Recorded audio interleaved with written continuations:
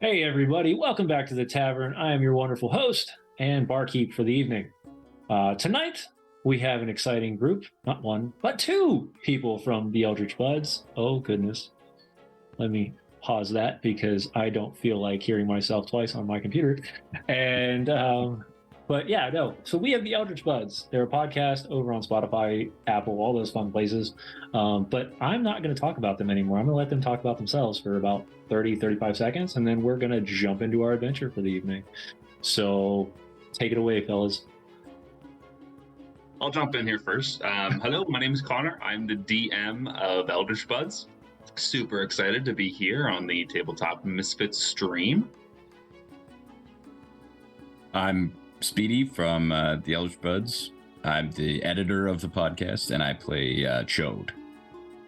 Very excited to be here. I can hear the voice. Like, I don't know if anybody else has listened to these guys yet. This is brilliant stuff here. Y'all are missing out if you haven't checked them out. I'm telling you, it's been a good time. Not to mention, something that we are looking into as well on our show is cutting the shows down a little bit to about an hour to 2 hours long. Or about 2 hours long for our streams. But your guys' stuff is only about an hour and a half, which is easy, pieced together stuff that you can listen to on the ride to work and back, and you don't have to really dive deep into, 4 or 5 hours an episode, which, I don't have that kind of brain power all the time. So yeah, we didn't want to compete with the Critical Roles of the world, so yeah. I thought about that, and after 2.5 years of doing this at that level of Critical Role, and I was like, I don't want to do this anymore, not at that level. Yeah. It's so much content that has to be written, has to be prepared, and all that fun stuff. And I really just want to get back to the game. So I hate to say that, but that's the case. Yeah. All right, welcome everybody. Looks like we have a good group here tonight. So the way this whole thing goes down is we're going to head into our adventure here in just a moment. But for all our brand new friends, it's a 2-part series. What's going to happen is we're going to talk about characters. We're going to have a little bit of role-playing fun. And then we're going to talk about Eldritch Buds. So hold on, grab your pints, and let's start the adventure. So for our players tonight, without describing your characters, where are you two entering from tonight? First, Connor, who are you playing as? Just as so I can gauge what my reaction's going to be here. I think we're going to start from the Arcane Guild, if that gives you any heads up. That gives me a hint. Okay. Yeah. The two of us would be hanging out in a all-white, pristine room. Think The Matrix when things are loading. There's nothing kind of there aside from a few kind of outlines of doors, and at the snap of my finger, I can create, different desks or tables or chairs or different outfittings in this room. And I would assume that the two of us are just hanging out in the Arcane Guild right now. All which is a right. magic shop. Which is a magic shop, right? Yes. Mm-hmm. Well, what would make you two leave the magic shop? Speedy, would you like to answer this one? Yeah. So you're telling me we bought everything already? We haven't, like, there's... You did pick up the sweet potatoes, didn't you? Well, I probably wouldn't, but you know, That's sure. right, you don't eat. No. Shoot. Chode, would you mind? This barbecue is gonna be killer, but we can't do it without the sweet potatoes. So, would you mind maybe just fetching, running out? All right, I'll go get the sweet potatoes. Do you know where you're going? Do you need help? I assume I'm I just. happy to come and join you. All right, why don't you show me where we're going? Because I don't know which door to go. Well, it's through this door right here. And we're gonna leave through one of the doors. And here's a little DM tip: you get to say where we come out of, because these are magic doors that lead to anywhere that we would like. Which is great because you only lead into and out of one door here on the tavern. So, as you place your door handle in, you open the door, and inside you first hear some soft music. And you look inside and you see lanterns lit that hang from the ceiling without any sort of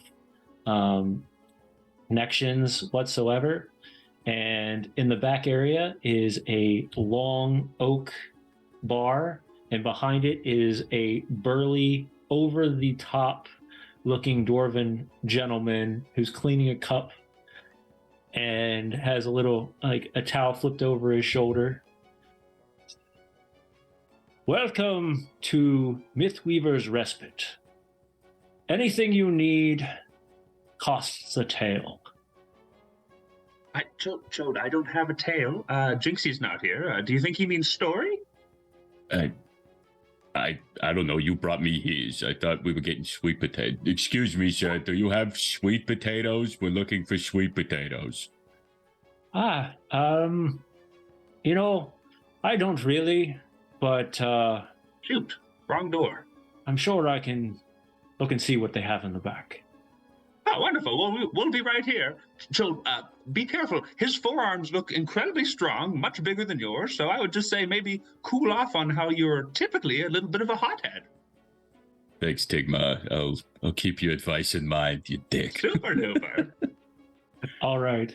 So as he walks through a set of swaying doors into the kitchen area, the first thing you notice is a very large double-ended axe that sits on the wall at like an angle in pristine form.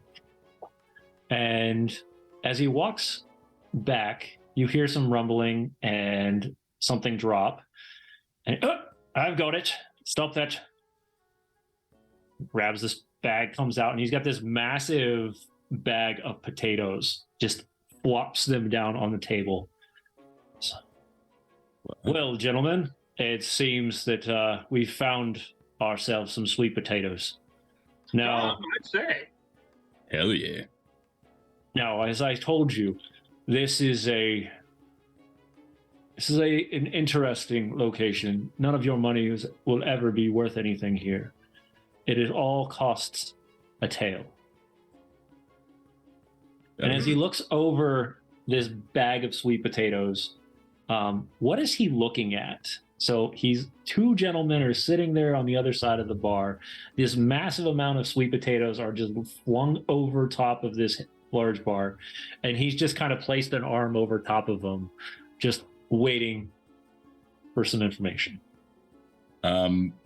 So you would see this very large, very wide robot. I don't know how big the stools are at this bar, but he could be like comically too big for the stools, or just right, depending on. But he's probably comically too big. All right, so he's kind of just trying to balance himself. He's leaning on the table. He's very shiny.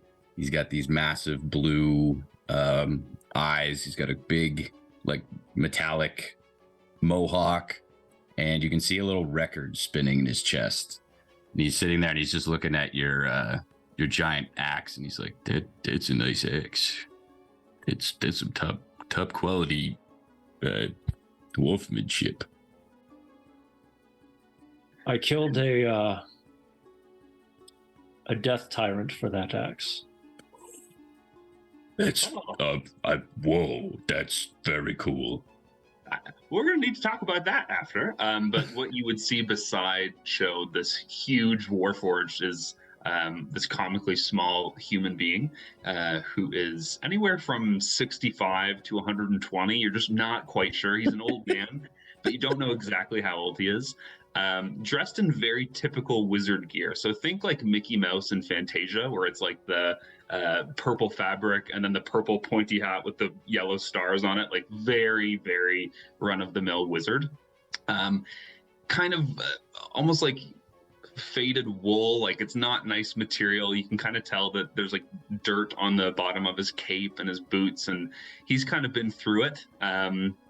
But he looks very sweet. He's wrinkly. He's missing a couple of teeth, but he means very well. All right. And is there anything that, I mean, you've got like this giant hat. Like, does the hat sit down so far that you can't see any hair at all? So you can see just like wisps of white coming out of it, but no, it's quite a comically large wizard hat. Yes. Like I'm picturing something right now, and it's very frightening. Have you ever seen off of Avatar: The Last Airbender, Boom Boom? I've seen it, but I can't remember Boom Boom.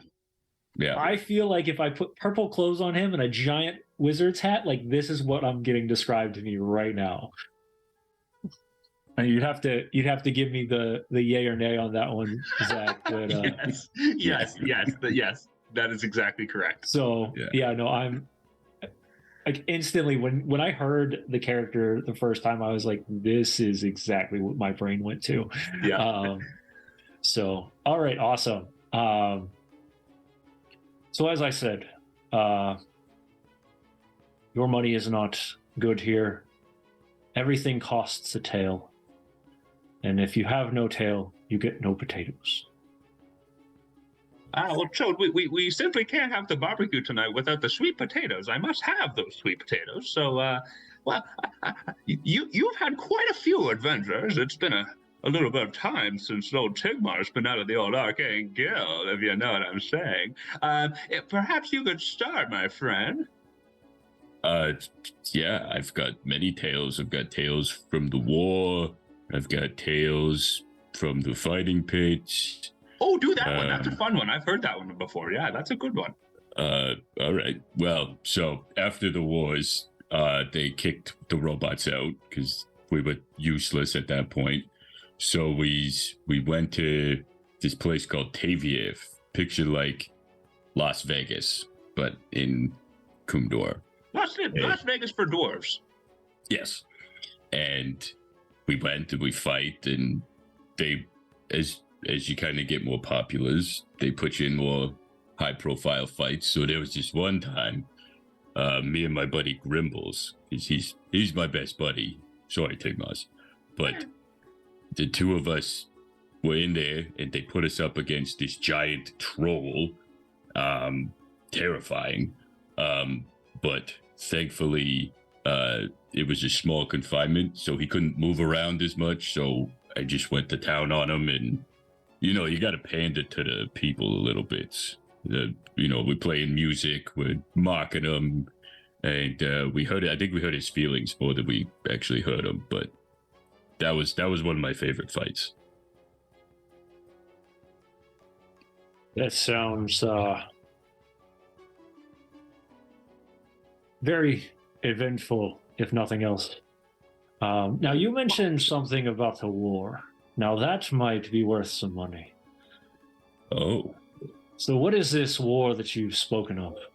So, the dwarfs in Kumdor, a bunch of assholes, and they don't like when other people own things. So, they wanted to control all of the lands, and obviously other places didn't like that, so they sent out dwarves and other allies of them, like gnomes, and they built war forges, and they essentially set out to conquer the land. So they sent, there's tidal brooks to the south of Kumdor. They kind of just folded and said, yeah, we'll side with yous. And then further down is the land of deer. That's where all the animal peoples are, and they didn't want to, so there was a there was a big fight there. I didn't get platooned there. I was sent to Wigazam, this like barren wasteland where there was this massive beast kind of causing chaos. It didn't go so well. They kind of gave up on Wigazam, but yeah, it was a long war. It was 12 years, I believe. That's right. Yes. Yeah, it was a lot of slogging it out. But yeah, now the dwarves run everything. They've got a good power hold on most of the places, And Deer, well, it once was run by a bunch of the animal people, as Chode was saying, Leonin and Loxodon and Owlin and any other thing that looks like an animal. They kind of just serve now, and they're seen as lesser people. So it leads to a lot of headaches for them, and some political strife. So it's quite sad actually. But old Tigmar was never really affected. It was a boom for business actually. Well, it sounds like quite a rough place you're all coming from. We had a guest in here just last week that might have fit in really well in Deer. Now, you've all told me wonderful stories, and you have earned yourselves your just reward. And he slides this massive, just pushes it one-handed, just over to both of you. Tigmar just puts a hand up quickly and like blocks. Like if you're about to get into a car accident, you'll put a hand across the passenger to Chode. Yeah. Now just hold on 1 second, Chode. We have to make sure that these are proper. And he picks up one of the sweet potatoes and smells it, and kind of just does like an overview. Takes a bite. Yeah, these will do. Yeah, these are quite nice. Well done. And I apologize. I didn't catch your name, mister. Or I am just the barkeep. Oh, well, Mr. Barkeep, you sure run a fine patch of sweet potatoes. I will be sure to make some stew. In fact, now that I have a door to one of your inns here, I might be able to bring you a bowl later. Hold on. Like you're a barkeep? Oh, I am. Tigmar, we should have started with, I would love ale. Just a big old pint of ales. If you have any Pinot, that'd be lovely. So he pulls from what looks like nothing just below, and you've got a cup, and then grabbing the top of this metal handle and pulls the entire barrel, like cask up, and hits it. Cranks. How did you? What? So it's something called magic. As a wizard, I'm quite familiar, and this is somebody who's certainly powerful in the arcane magic. Yeah, we're not gonna frick with this guy, that's for sure. Jeez. He places it back under, pulls out a bottle of Pinot, pours a small glass, slides them both to you. That's lovely, thank you. Now that you've asked for a drink, now it seems that there's something that might be troubling you. You mentioned you were part of a war. Wars have sadness, struggle. What is something that weighs deep on you, Mr. Chode?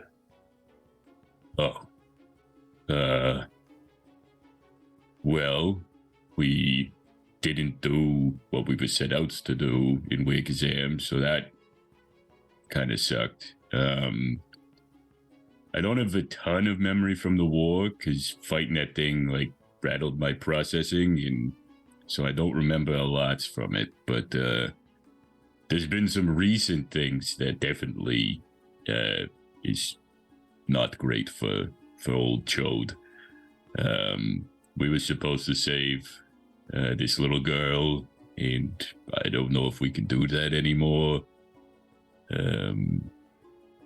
I don't know, maybe how even just being in the war, like maybe I wouldn't have if I could go back to do that. But the biggest thing is we were set out to save this little girl, and we haven't done that yet. And it seems like every time we get close to doing that, we're farther apart from completing our journey. So that's that's probably weighing on Chode the most. It seems like if there's a god of this world, he's very spiteful of whatever that mission is. Yeah. Seems that way. Well, maybe I can calm your nerves a bit, if you have nerves. And maybe I haven't looked inside me in a while. I know I ooze when I get cuts and stuff, but now, and he pulls out a very ornate-looking green bottle that has no writing on it whatsoever. This is something that was given to me long ago. Something that has helped many travelers that come through the inn and gives them peace. It seems that you might use it as well. And he pulls out a small shot glass, slaps it onto the table, pours a very clear, clean liquid into it from the bottle, slides it over to you, and hands with the cup of ale. May this help you in your journey. Appreciate it. As you get ready to shoot it, before anything, a glimpse clicks in your optical nerve. As you look down, you see her name written in it for a second before you shoot it. Whoa. And that was cool. In a sense of peace kind of falls over you as you've released that tension. Oh, that did hit the spots. That was a nice shot. You've been very quiet, old man.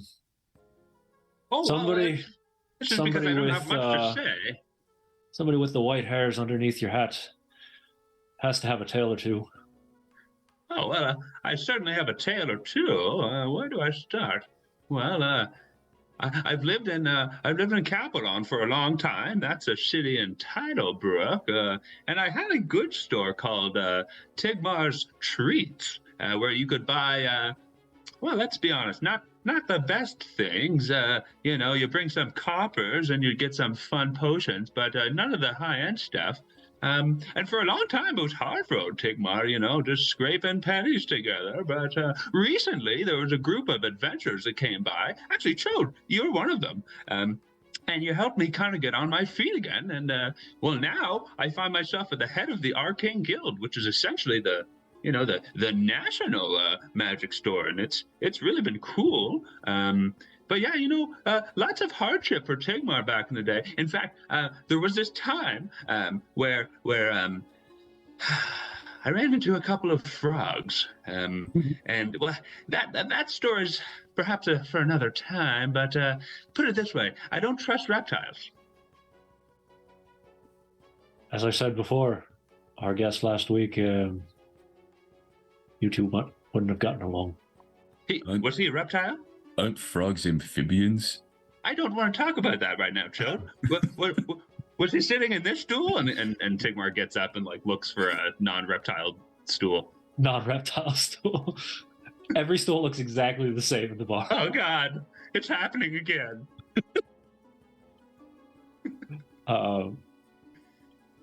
He instantly corks the bottle, realizes that you have nothing that is troubling you, and puts it back under the table. At this time of the evening, this is where the audience can have some fun. Is there anything that you want to know about character creation, or something that you want to ask players when you're creating characters that our players here will be able to give you information on? And I'll start because it's always fun to be the first person to start with these things. Our Discord has a great one that we ask every guest, and that is, when you're alone, what is it? How do you think? What is the mantra of who you are when nobody else is around? It's when Chode's by himself type of thing. Yep, by himself. He might just be at peace. He doesn't like a lot of people, so if he's hanging around by himself, that might be him just being all right, I can just hang out and not have to worry about anybody bothering me. And so I think he's very quiet, and he just kind of keeps to himself. And I think, yeah, he just focuses on training because he likes fighting stuff. So I think that's what he would do. He would just go and train somewhere and not really talk to anybody. What about Tigmar? Yeah, so Tigmar is interesting. So playing obviously NPCs is a little bit different than Correct. an actual PC, right? So I've got about 50 characters in the back of my head that I'm trying to think about. But in terms of Tigmar, he's had an interesting life where for the vast majority of it, I should say, he wasn't seen as a very powerful wizard. He was kind of looked down upon. There was just not a lot of respect. And recently, especially in our story, he's gained a little bit of notoriety. He's gained a little bit more popularity. And at that point, like, without giving too much away, he's a little bit of a fiend now for the spotlight. So he does like the attention. He likes the new friends that he's making. So I think when Tigmar is alone, he might have a little bit of a false sense of grandeur, where he's like, finally, people are paying attention to Tigmar. Yeah, so I think that's kind of what he's like when he is alone. Awesome. All right. So let's see. What is one thing? Because I guess we can do this, especially since Connor, you're a game master as well. I don't know about you, Zach, if you're a game master as well. But what is one thing you ask your players to give you information wise that maybe other people watching later on might be like, man, I need to ask my players that question? Yeah, I mean, so I'll kind of just do a little bit of a zoom back quickly. So in terms of how people GM or DM, there's, I mean, obviously more than this, but I've always kind of thought of two paths. One is, it's my way or the highway. This is my world. Here's what it is, and you guys need to fit into it. Or there's a little bit more of a collaboration, right? So I didn't finish building the world until I knew about my character's stories, right? So I would ask Zach or Speedy, I would say like, okay, what are your thoughts on your character? And he would tell me a couple things, and I'm like, oh, that's really cool. That's going to inform how I build this part of the country, right? So I would say one thing that I ask is, you know, obviously, what's your reason for adventuring? What are your goals? What are your dreams? But also, I'm very big on, like, you need to have a flaw. You need to have something that makes you human, and not as a race, but like something that makes you something that makes you, you know, have a real flaw, because it's really fun to play on that, right? Showed, not to give too much away for your character, but like when we were setting up the podcast, Bebo, who plays Grimble, was going to originally be a part of it, and then just due to some life stuff, he had to step away and he couldn't join us for a little bit.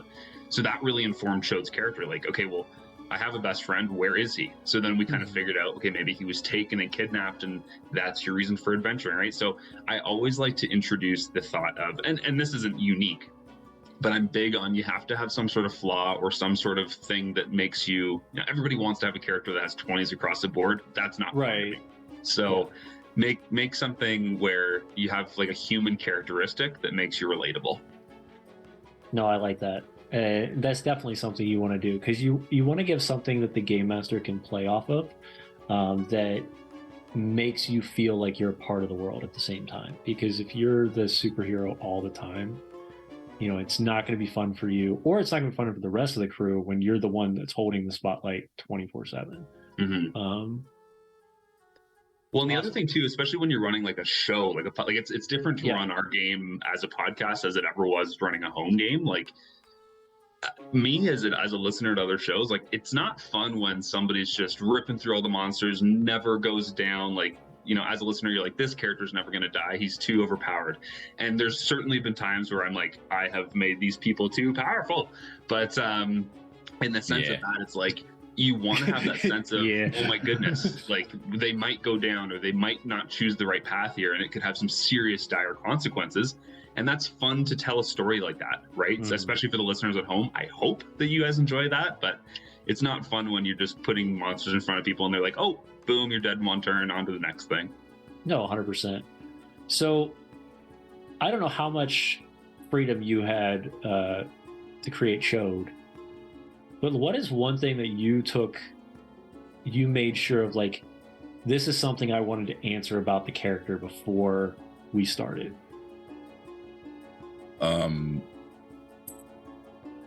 Probably motivation was a big one. Like I liked Connor's. He was like, "Give me a reason to adventure," and I was like, "Okay, like I want to play someone who likes to fight. So why do they like to fight? Okay, maybe they were created for fighting, and that's kind of all they know."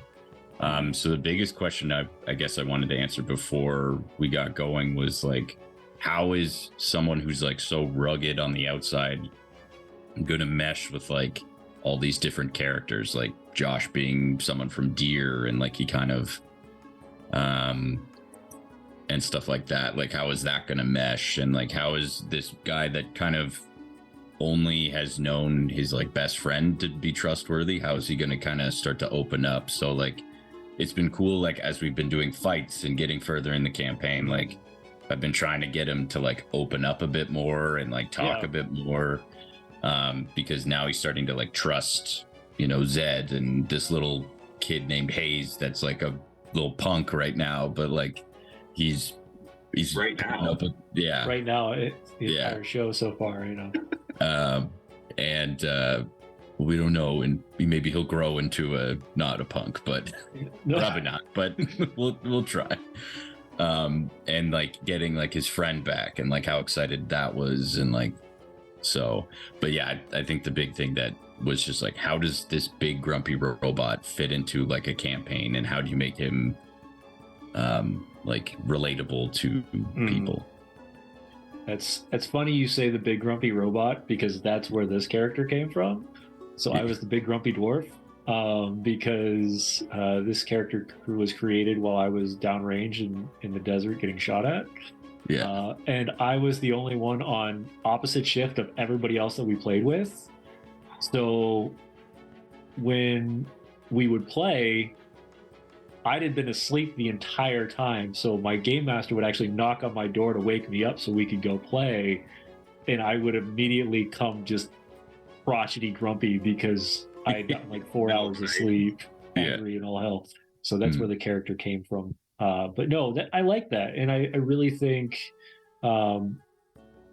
thinking through very quickly how you will mesh with each character instead of the other way around, where players are like, how are they going to mesh with me? You know, it's taking that and really like I said, when I created this episode, I said storytelling as a team, because that's how it feels when with your shows listened to. In the meantime, I'm going to take 2 of these questions though, and I'm going to bounce them off of Connor, and I know he's not ready for this, and it's great. So what's the motivation to connect with the party for Tigmar? Oh, that's a good question. So, okay, I'm a big let's zoom out and then focus. Well, yeah, because I'm pushing this on you because this character is not fleshed out, at least as far as I know, because he's an NPC. You flesh him as far as you have to. Exactly. But so, I'm curious now.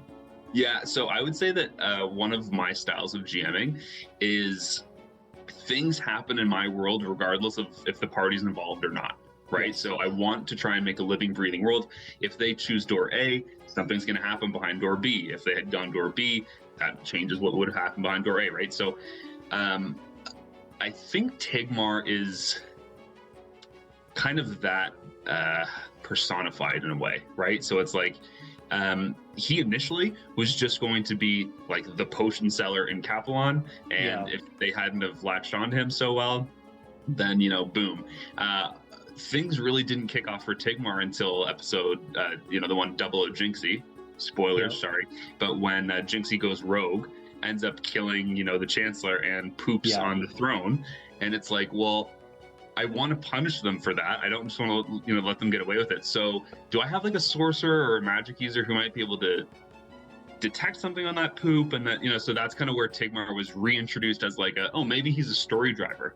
So in terms of, most of my NPCs are set to like not be combative with the group, but to introduce, different missions or kind of different ways to think. You've got your different points. You either have your what I call your owner, which is, or your shopkeeper, who might have two sentences that you've written down to be like, hey, the next shopkeep that comes up, this is his name. Well, exactly. I don't care where he is. And there's been so many, NPCs that have never seen the light of day because I thought they were going to do one thing and they're like, actually, we're going to do this. So there's a ton of different shopkeepers that will never see the light of day. But yeah, to answer the question more fully, I would just say that Tigmar really connected with the group because they advocated for him in ways that he couldn't himself. So, aforementioned, he was kind of seen as he was the guy that the guards went to identify this poop. Like, nobody wants that job, right? But these guys saw him as like this powerful arcane wizard, and eventually they end up actually nominating him to be like the leader of the province once things had kicked off. So like he kind of saw them as, oh, these individuals are treating me in a different way than I've been treated in the past, and as a result, I'm going to consider them my friends. I'm going to consider them close, and every interaction that we've had, they've given Tigmar a lot of respect, and that's kind of, I think, what would inform his relationship with the group. Nice. No, I like that. All right. So we're going to roll. We kind of blended this one, which is fine. I have no worries about it. But we're going to kind of speed through our ending as you all have gotten your drink. He bids you farewell. He waves you to the door. And as you carry out the sweet potatoes, and the next time you shut the door, you realize, kind of confused, I don't know who would do it, but everybody does it in the tavern, is you open the door back up and it's not the tavern anymore, as it's vanished. And even with that wonderfully over here. Even with that magical doorway that you use, you can't get back to this tavern. So I have a question for you. Maybe this has never been asked before, but when I opened that door again, what is in that room? Or is it just a blank, empty? It doesn't even open? Like, what is it? It would be wherever you would point it to next time. Initially, I see. So it was kind of a glitch in the Matrix for a second. Okay, so that's really interesting. I like that. We're headed to John's house, and then we like open it back up, and John's like, "Hello," and we're like, "Oh God, shit!" Yeah, close it back up. Yep. So, but rumors are being talked about what this tavern is and who the tavern keeper is, but we'll keep those as rumors. If you want to continue to enjoy those rumors, hop over to our Discord channel. People have been questioning who he could be. Chowd, I think I smell burnt toast. I'm having a moment. I can't smell, so I don't know what it smells like. It's not a tumor. You'll be okay. All right. So I hope you guys enjoyed the adventure tonight. And we got to hear about two characters that have been shown off both as player and NPCs on your guys' podcast. For our audience, this is the one time you get a chance to help the players out and help the podcast, or not the podcast, the stream out. On our front page, there's a place called Tips. During Tavern Talks, the tips only go one place, and that's to our artist. If as a community we can get $25 or $50 in this case, because we can do two characters, we will send that money over to our artist along with a small snapshot of the characters, and then she is going to whip those suckers up and get them out. Now, what this does is this allows you to bring Chode and Tigmar into your games, especially specifically for VTTs and things like that. So if you're here in the audience at the end of the show, I'm going to place a Google Drive link. Keep a hold of that, because in the next week or so, if they are funded, then those characters will pop up on the Google Drive link, both in token format and in full artwork, and you can bring them into your table. The only thing I ask always is that you hop over to our Instagram if you ever use the characters and tell the tale that you told with those characters. So now, for the second fun part about this, let's dive into Eldritch Buds, shall we? So, Sweet. Eldritch Buds was an instant catch by the name. So that's where we're going to start. Where did this name come from? Well, we were trying to think up of something like creative and catchy, and a lot of us like wordplay, so we were trying to do some cool wordplay or maybe like a pun or something. And like every time, like someone would like spitball like 3 ideas, and then like everyone else would be like, no, and you'd be like, all right, okay, how about? And then someone else would suggest. So it was just a lot of like kind of spitballing ideas, and then yeah, there was a lot of bad ones. I can't even find the list. I think we burned it, but we like kind of threw Eldritch Buds out, and I think that was our like. Everyone was kind of like, yeah, I don't mind that. Yeah, I don't mind that. And then we kind of did some like research, and we found that like if you type Eldritch in, there's not a lot that comes up. So we were like, okay, great. Like if like we might be the first thing that pops up on Spotify or on Apple or Instagram if like that's what we go with. So we went with Eldritch Buds, and then Connor made the logo, and I think after we had the logo, I think that was like all right, this is the name. Yeah, the logo's great. Yeah. So did you use Photoshop? How did you come up with the logo? I actually outsourced to a designer in Fiverr. I believe Nice. He's in Indonesia or something like that, but I saw some of his stuff, and it was essentially like, I do art in the style of League of Legends titles. Do you like that? Like, You're like, pay me. yes. So that, yeah. So, I had this idea, and for some reason, anytime I play like a warlock that casts Eldritch Blast, it's always purple. That's just kind of how I've always viewed it.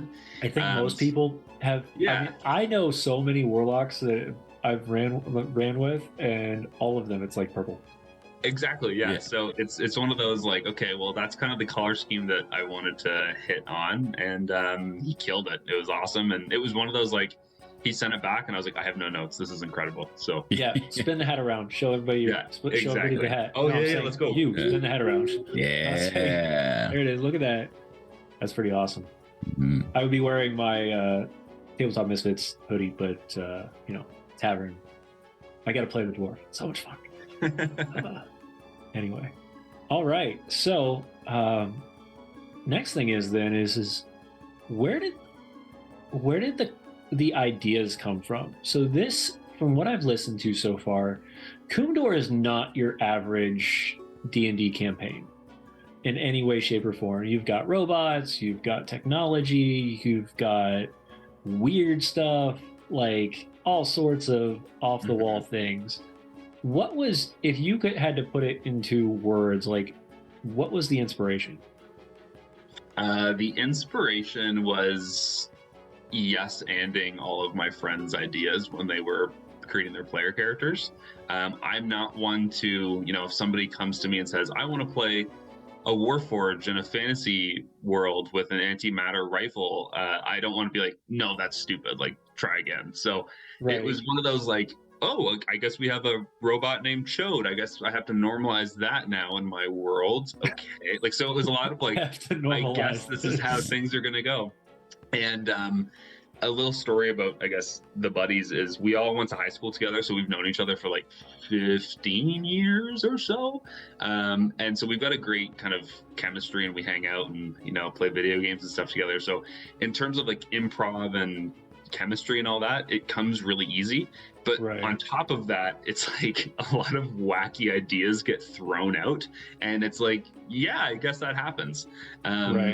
And then I guess the only other thing that I would add is I didn't want to run a campaign that's like an evil lich is awakened from that's been done before, or like orcs are the bad guys. Like, I kind of wanted to flip D&D on its head. Everybody loves dwarves. Screw it, let's make them the bad guys. So kind of having them as these like power hungry, empire sprawling, crazy people, and kind of having them be the strife in my world was the main idea. And then I said, now make your characters and get back to me. And then when they got back to me, that's kind of where I flesh out the details. Nice. So, and it sounds like you've definitely tied areas of the world. So I guess the question is for you is which was first? Did you build the world and then the players kind of picked an area to start crafting in it? Or did the players create all their characters and you went, okay, this is where this is going to be. This is where this is going to be. Yeah. So it really it started with that idea of, listen, guys, dwarves are going to be the bad guys. There's going to be this struggle or strife with like, they're going to try and sprawl and attack everybody. they ran into this place called Deer where all the beast people were, and they're going to get treated the absolute worst in this world. So given that, make some characters get back to me and write a cool backstory. And then, I gave them a couple weeks to do that, and they came back to me, and I'm like, wow, these are actually all really cool. And then based on what they did and said and had details for me, I'm like, okay, well, let's fill in the blanks. And then it was interesting for me because it's like you have a woolly mammoth druid, a warforged fighter bard, who are typically like enemies. Like Chode's character was essentially created to slay Jinxie's character. Right. You've got a sorcerer, you've got a changeling rogue. Like there was a lot going on. So I'm like, I can't just have them, start, as buddies from a hometown together. So that's kind of where I created that whole John Erasmus, builds this band of misfits, kind of like a X-Men type of feel. And then, we kicked it off that way. So yeah, almost. I mean, like I said, I don't know if you do still watch Critical Role, but very similar to how they introduced the third season. It sounds with similar. Lord Esteros. Lord Esteros, yeah. I only watched like the first 6 episodes of that and then got really bored. I don't know what it is about this third season. I'm not a big fan. I'm the same way. I hate to out myself, but it gets crazy after like once they get to like 35 or something. Like there's a lot more like lore droppies. Like they just did an Apogee Solstice and it was wild. So only 120 hours of content before it gets I can only reach it in another 120 hours, And in all honesty, I've been having a lot more fun talking to and connecting with the people that are creating the content right now, like you guys and the entire crowd that's in the chat right now. You all are amazing, just a heads up, because everybody's here tonight. Like I feel like everybody that I talk to on a weekly basis is here tonight, which is awesome. So what was your inspiration for Chode? Well, I wanted to do a stupid robot name because I like the abbreviation. So I was trying to think of like something dumb that like if you like just read it like fully, you'd just be like, okay. But then as soon as you abbreviated it, it was really dumb. So that's where the idea started. Literally before the podcast started, Connor told me that there was a robot class, and I was like, I want to play robot. Like that was kind of the I want to play robot. Yeah. And really quick, sorry to interrupt you, Speedy, but this is his first ever campaign. Like he had never played D&D before this. So like kudos to you, because holy crap, you are phenoms. But anyway. Thank you. Yeah. Yeah. So was he the newcomer of the group then? So everybody else was playing before, and then you got talked into it. Yeah. They finally got me to cave, and I played, and now look at me. Look at me. Yeah. That's my my son right now, because he's been watching me play for years. Yeah. And he was like, "Can I play?" I was like, "Yeah, why not?" And of course, he creates a warlock first level. We ran a campaign for 2 years with him, and now he's traveling with me to conventions, running games with me, and all that. It's awesome. That's awesome. Nuts. Yeah.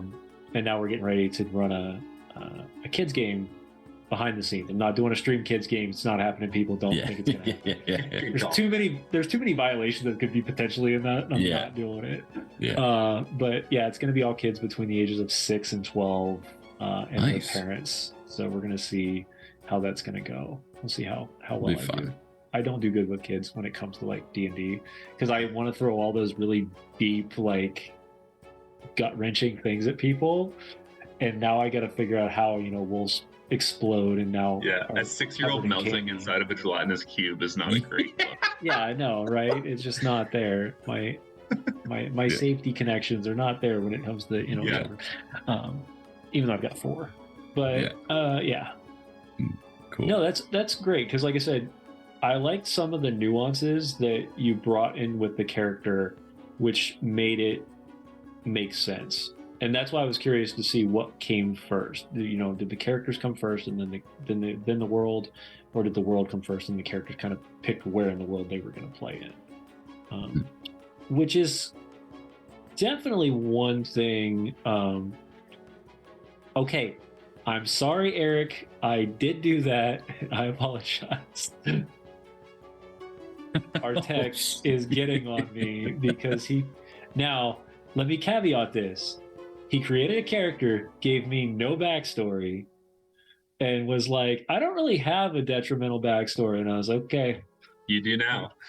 let me get this moving. He was playing a druid, druid of the shepherd, and he was pretty much one of the few areas of the world that had the equivalency of like magical animal rescues. So that's what they were all working through, and his father was sent out to rescue a unicorn out of the unicorn glade, and came back riding a nightmare, and it all went to shit after that. Oh, Jesus. Yeah, well, that was also when they found out that the drow were still around, that were living in the north, that corrupted his father, and they burned that entire village to the ground and killed half of his family, and then made the rest of the other half like wander with them. So it was like continuous torture to him, which you know. A little tip for PCs at home: if you create your trauma, the DM doesn't have to, so you won't get. No, and we talked about it before. I threw this like gut-wrenching trauma at him too. So, because it wasn't, I guess that was the worst part, is like it wasn't just, hey, part of your family's died, let's keep moving. No, we drug like 3 of his younger siblings with us for like the next 6 or 8 episodes, and randomly they'll be like, you know, where's mom, and blah blah blah, and like oof. Yeah, so that was it's a rough couple episodes. Rough go. Yeah, it was so like I said, kid games, it's a new it's a new idea for me. I'm not sure yet. Yeah. But yeah, high school is one thing. I have no issue with high school kids. My oldest is a high school kid who was a warlock that legitimately tried to be towards the end of the episode, or towards the end of the campaign, was technically the bad guy without him knowing it was the bad guy. Cool. So Spicy. He so he was a warlock. His patron was the Balor demon, or the Balrog, because that's what he wanted to as his. I was like, you need a patron. He's like, yeah, but I want something that looks cool. And I was like, I showed him a bunch of pictures, and he's like, that one. I was like, okay, that's Balrog. Awesome. And every once in a while, he would get a connection to his patron, and they would say, hey, I need you to go here and vanquish this. And normally it was a devil of some sort or a demon of some sort, and then he was a hexblade, so every time he would do that, the hexblade would consume that creature, and he would gain an ability with his weapon. That's very cool. Well, at the end of the season, they were fighting a zealot of Yagu, which is the Knoll god. We were running out of time, and 6 of our players, and we were playing like 9 or 10 players at the time. 6 of our players were getting ready to deploy for the military. And I whispered to my son's ear, and I said, the Balrog says they can rescue you. You just need to throw your hexblade into the portal. And when he's like, all right. And so he chucks the hexblade into the portal becomes a wormhole and pulls them all into Avernus. And then I cut the scene for the entire series. Oh, Let me get my notebook out quickly. No. But yeah, no, he so then the idea was they were going to work their way out of hell, but we never got back to it at that point. So it was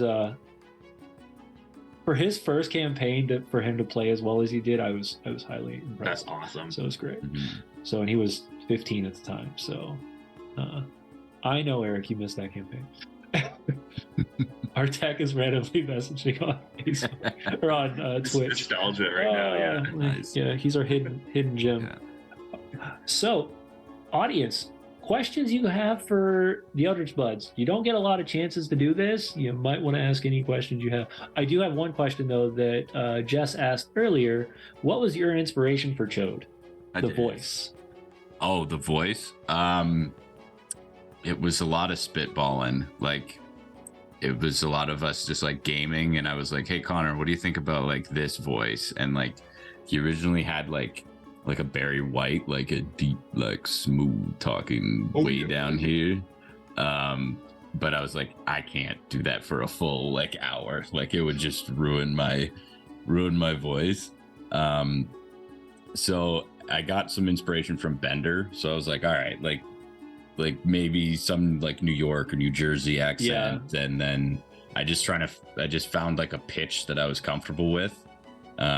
So that's where this kind of came in, and like the S's thing is just like a random New York, it's a New York Boston thing. Yeah, no, it's I caught on to me. I was like, this dude is like a New York gangster playing a robot. This is fantastic.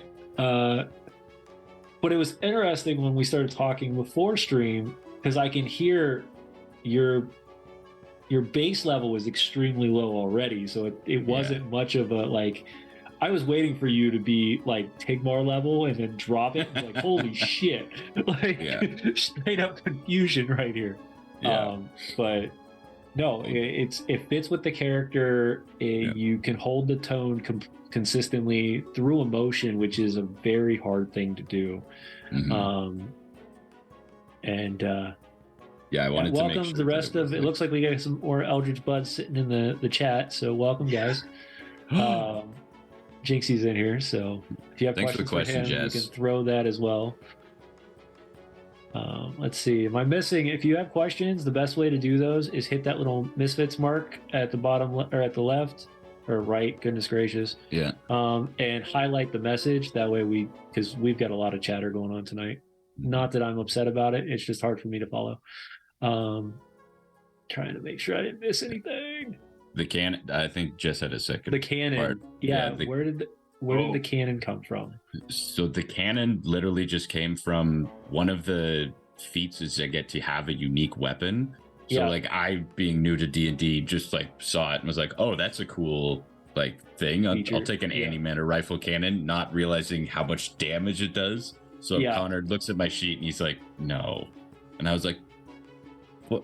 But come on. Come on. Yeah. So then I like reperpetrated it, and I thought it'd be really funny if like it was like a transformer, like, you know how like Megatron turns into a gun, like something like that, where like just like transforms out of him. And like, so we kind of made an arrangement where like it's rarely used because just of how powerful it is, and thankfully it's hit because I'm not proficient in it. So thankfully I've rolled very high with it, but I'm waiting for the day that it's a dud, because when it's a dud, it's a dud. So everybody else is gonna deal with that.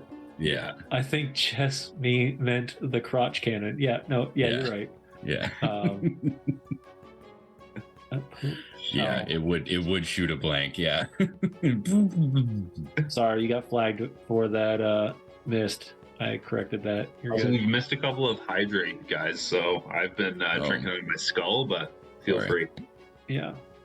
Normally I have alcohol, but I've been being good about it.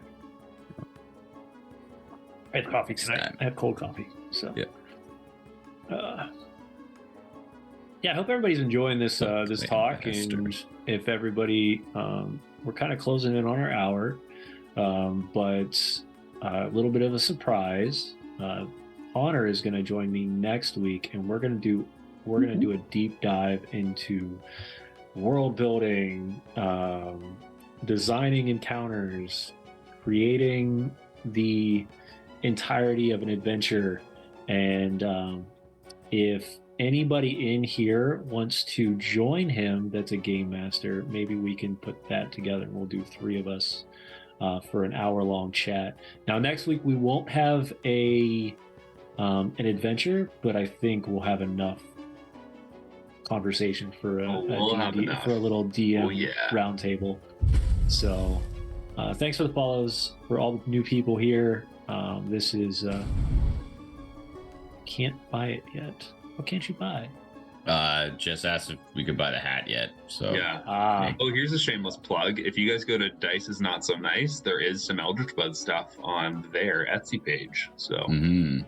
you can and if get Dice some is Not So stickers and Nice some is still in posters. and- here and wants to work with another person, reach out. See, Yeah. exactly. Shameless plugs. Shameless plugs. I'll ask again using this. Speedy, how bad does the party feel for wasting so much time in the city before getting back on track? Oh God. Speedy is whatever about it. Chode was not happy. In the moment when like the boat broke, I like knew that was going to be kind of something that was not going to go well. I didn't realize how much it would impact, but yeah, we took a long time in Capelon, so don't expect us to be in Bardoth for that long, because yeah, if we've learned anything, we've learned the lesson of Chode's just gonna kick people to move. Get Yeah. going. yeah, we need to move here. Let's go, people. Yeah, it's No, been but the 84 years. stories that were told even in Capelon, and I would have hated for that to be your main city and you guys to run through it Mhm. Yeah. without finding little pieces of the city to make it feel realistic. So I think that Yeah. you guys did fine holding longer in the Mhm. city. Yeah, Not like to the mention boat. you guys went through hell in Yeah. that city, but that's besides the point. Yeah, they did. Yeah, That's the great. boat breaking, like it ended up kind of being okay because then we ran into the chain early on. So like yeah, we would have just seen this guy at the nominee if we didn't, and like like it would have been. And a I will little- say that absolutely broke me because I was not expecting that. And that to let them see that. yeah, that beholder reveal was supposed to be for the nominee. And I was like, I guess they just broke in and well, here you go. Here's some Mhm. information. So a little Yep. bit of scrambling on my end, but I think It happens. worked. It happens to a lot of us. No, tonight was great. Thanks, guys, Yeah. for coming to hang out. Thanks so much As for a- having us. Of Yeah, it's course, been if you awesome. haven't seen these guys yet, or if you're watching this later on in the world, make sure you go check them out. Eldritch Buds over on all the wonderful places you can listen to podcasts. I'm not going to name them all because I will forget at least 6 of them. And you can check those guys out over on their link tree. Quick question for Connor: what is in store for the great Lord Jimothy? Question mark. My friend. with racism? What was that? Hilarious. Sorry, Oh, it was my just what Jess said. So first of all, for Hunter, yes, Lord Jimothy is actually on the horizon. Tune in. Is it a week from now? 2 weeks from now? There's a little bit of a teaser for you. And Jess, if you are curious about the troll baby is doing fine. I don't kill NPCs off screen, so everything is good with the troll baby. It's enrolled in school. Yes. Enrolled in school. Well played. Literally every intro. Why is that obsessed with racists? Yeah. Ah, fantastic. Yeah. All right, guys. Well, like I said, if you're interested, you're a game master, and you're in this chat tonight, make sure that you reach out to us on Instagram, and we can get you enrolled in the DM roundtable next week. I'm going to do a little bit of babbling. Actually, you know what? I'm gonna let you guys do any sort of information, last minute things you guys want to talk about or say about the show, while I put together the link for our artwork. Yeah, you can find us on all sorts of podcast stuff. Instagram is our biggest way to get in touch with us. So at Eldritch Buds. It's been fun. We thank everybody for listening.